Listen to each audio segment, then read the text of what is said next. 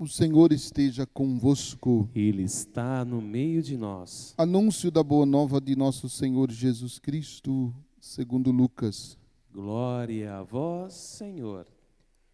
Naquele tempo, Jesus disse aos seus discípulos: é inevitável que aconteçam escândalos, mas ai daqueles que produzem escândalos. Seria melhor para ele que lhe amarrasse uma pedra de moinho no pescoço e o jogassem no mar, do que escandalizar um desses pequeninos. Prestai atenção. Se o teu irmão pecar, repreende-o. Se ele converter, perdoa-lhe. Se ele pecar contra ti 7 vezes num só dia, e 7 vezes vier a ti dizendo: estou arrependido, tu deves perdoá-lo. Os apóstolos disseram ao Senhor: aumenta a nossa fé. O Senhor respondeu: se vós tivesseis fé, mesmo pequena como um grão de mostarda, poderias dizer a esta moreira: arranca-te daqui e planta-te no mar, e ela vos obedeceria. Palavra da salvação. Glória a vós, Senhor. Que as palavras do Santo Evangelho perdoem os nossos pecados. Que assim seja. Podem sentar um pouquinho para nossa meditação. 3 pontos e 3 pequenas ideias. Sobre os escândalos, Jesus diz de uma forma muito forte: são inevitáveis que aconteçam os escândalos, mas ai daquele que produz escândalos. Seria melhor para ele que amarrasse uma pedra de moinho no pescoço e que o jogasse no mar. Então, esse primeiro ponto é um ponto que nos desconcerta, né? Porque a gente precisa se perguntar o que o Evangelho, nesse sentido, está dizendo de escândalo. O que significa escândalo para o Evangelho? São realidades que contradizem os ensinamentos de Jesus. Então, tudo que contradizem os ensinamentos de Jesus, pelo Evangelho, é considerado escândalo. E aí, esse primeiro ponto e esse primeiro momento é uma realidade profundamente desconcertante. Porque nós, como discípulos de Jesus, de repente nós estamos causando escândalo às pessoas que têm fé, por conta muitas vezes, do nosso contra-testemunho, ou por aquilo que nós não vivemos como deveríamos viver, como cristãos e como discípulos de Jesus, né? E outras pessoas olham para a nossa vida, né?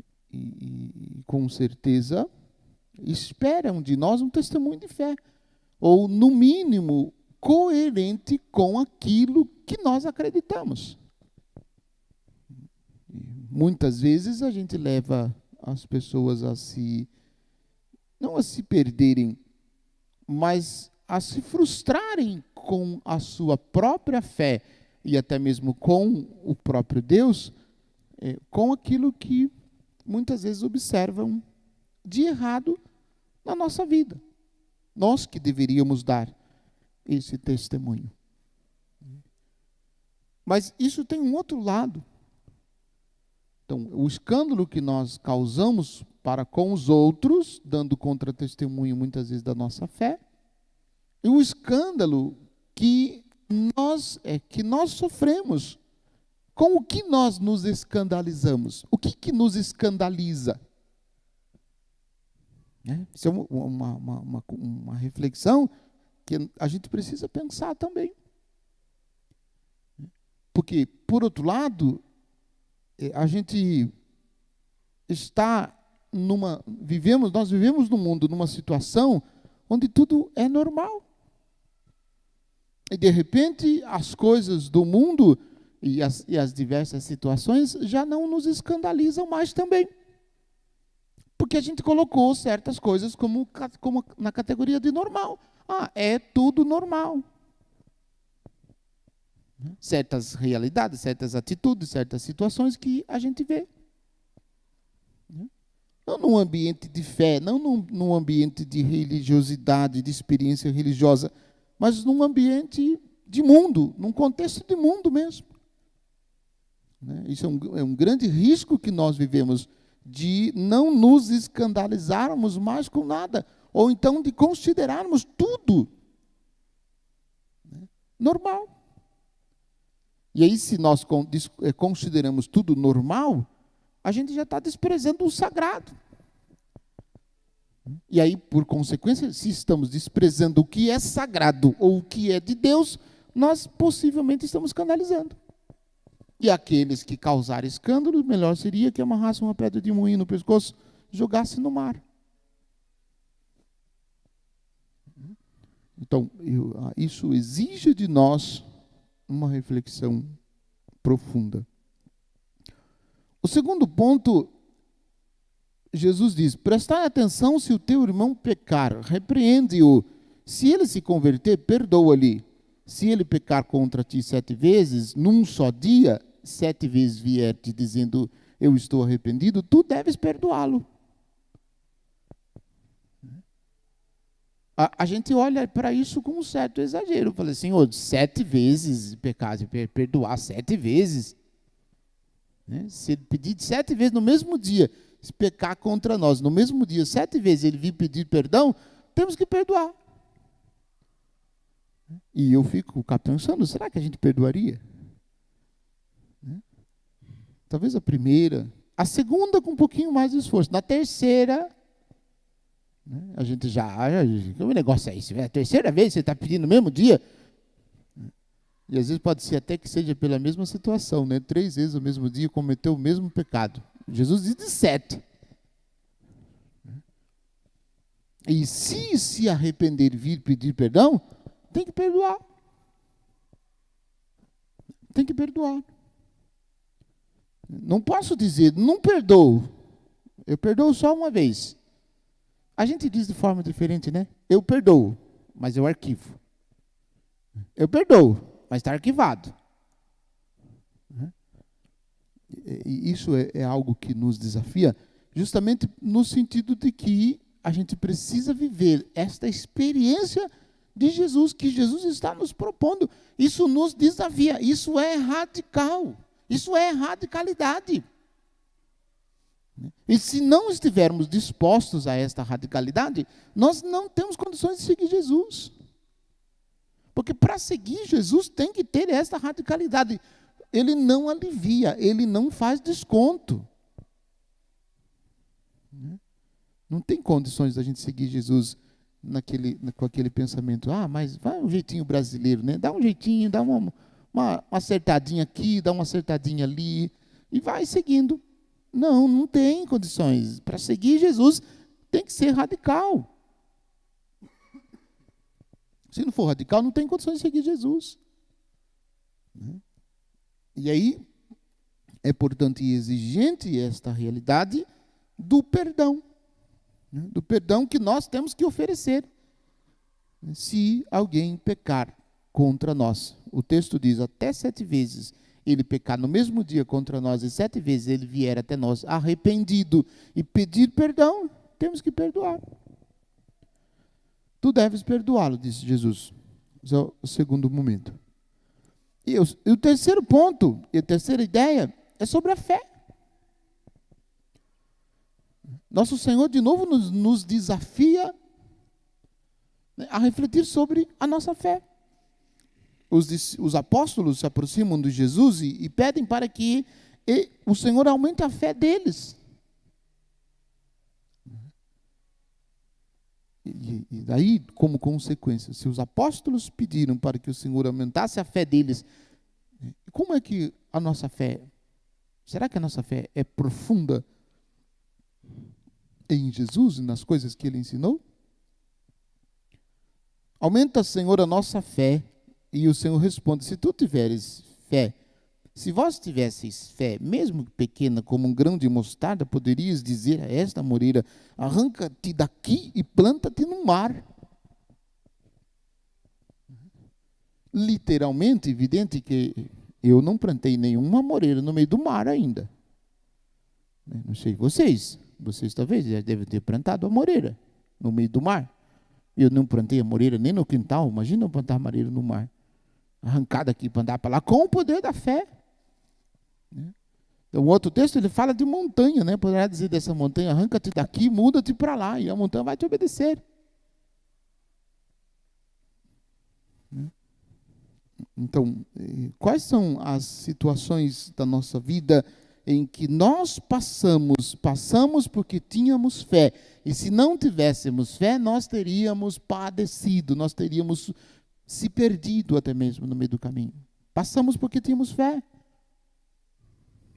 Então, tirando do contexto, né, da literalidade do texto, né, como eu disse, nós não fizemos isso, com certeza.